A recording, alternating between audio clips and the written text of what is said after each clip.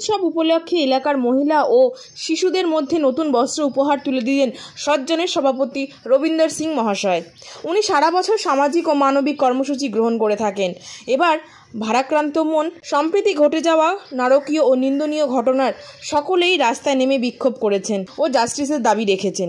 এই দিন বস্ত্র উপহারের পাশাপাশি তিলোত্তমার জন্য শ্রদ্ধাঞ্জলি দিয়েছেন উপস্থিত সকলেই। তিলোত্তমা প্রকৃতিতে পুষ্প অর্ঘ্য দিয়েছেন। উপস্থিত ছিলেন দেবাশিস পাইন, উত্তর কলকাতা সাংগঠনিক জেলার সাধারণ সম্পাদক। উপস্থিত ছিলেন চিত্তরঞ্জন দে, উত্তর কলকাতার সাংগঠনিক জেলার সাধারণ সম্পাদক, তরুণ আদিত্য, উত্তর কলকাতার ভাইস প্রেসিডেন্ট এবং উপস্থিত ছিলেন সজ্জনের সাধারণ সদস্যগণ। তার মধ্যে তারকচন্দ্র, দেবজ্যোতি কুণ্ডু, অতনু দে সরকার, সতীশ গুপ্তা, আশা গুপ্তা, স্বপ্না বর্মন, প্রবীর ভট্টাচার্য, রীতা ভট্টাচার্য, পুনম সিং, অর্চনা ঘোষ, সমীর ঘোষ সহ বহু বিশিষ্ট ব্যক্তিবর্গেরা। প্রত্যেক বছর এই দুর্গাপুজো উপলক্ষে পল্লীর মা বোনেদের ছোট শিশুদের মধ্যে বস্ত্র বিতরণ করি উপহার হিসাবে। কারণ আমরা মনে করি যে এই উৎসব খালি আমার নয়, সবার, যারা আর্থিকভাবে সচ্ছল নয় তাদেরও এই পুজো সমান অধিকার আছে ঘোরার জন্য, বস্ত্র নতুন পরার জন্য।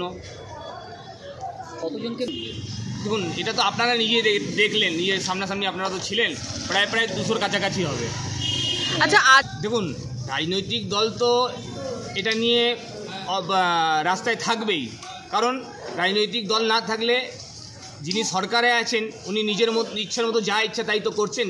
যেভাবে এভিডেন্সকে টেম্পারিং করা হয়েছে, এটা হচ্ছে সবথেকে দুর্ভাগ্যজনক ঘটনা যে উনি প্রশাসনের থেকে ওনার সহযোগিতায় এই কাজ হয়েছে। তা মানুষ কোথায় যাবে, বিচারের জন্য কোথায় যাবে? আজকে আমি প্রত্যেক সাধারণ নাগরিককে বলবো যে ধরুন আজকে আমারও 16 বছরের মেয়ে আছে, প্রত্যেকটা বাড়ির লোককে বেরাতে এই কারণে বলবো যে কালকে আপনার বাড়ি বা আমার বাড়ির মেয়ের সাথে এই ঘটনা না ঘটে।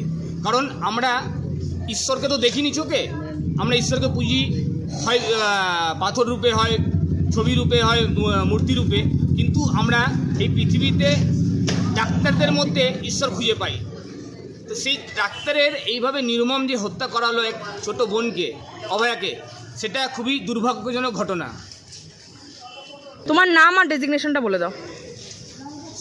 আমার নাম হচ্ছে রবীন্দ্র সিং, সজনের আমি সভাপতি।